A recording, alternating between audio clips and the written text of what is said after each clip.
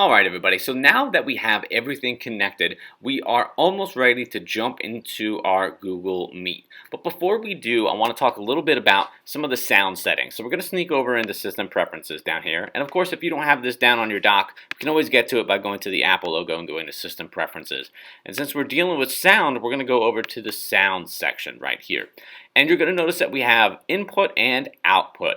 And we're going to actually choose the same device for both of these. In this case, it's going to be the CP900, the model number of that speaker slash microphone that we have plugged into our USB hub. And we're going to use that for both the input as well as the output. And the reason we're going to do that is because we could technically use, if we had speakers in the monitor that we were plugged into here at HDMI, or in a little while once we start to AirPlay over to the Apple TV, you could use that. But the problem is when you have those two separate devices, that external microphone as your mic and speakers in the room as your speakers, because we have such great ceiling speakers, we have multiple ones of them, almost like in a surround type of formation. And when you have that microphone and your input level is up a little bit on the higher side so that you can be heard at different parts of the room, you run the possibility of running into some feedback. So we're going to send both the sound and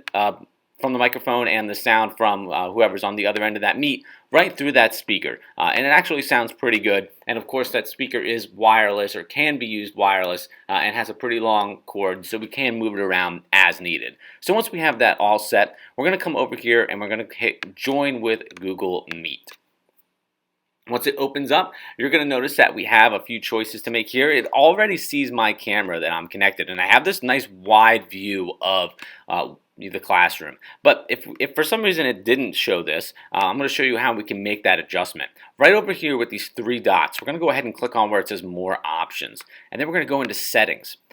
And we have a choice here for audio and video. You'll notice that our microphone, it's reading it right from System Preferences. But just in case it gets messed up, it's always a good idea just to pop in here for 2 seconds before jumping into your Meet.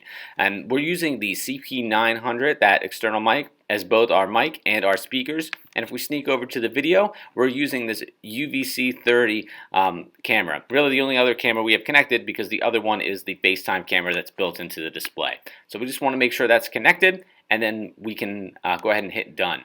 If you'll notice, we also have a resolution right here that we can check. We want it to be able to be at the highest one, so it should actually be on that automatically. So we'll just flip that over to the highest setting, which in this case is 720, and then we'll hit Done.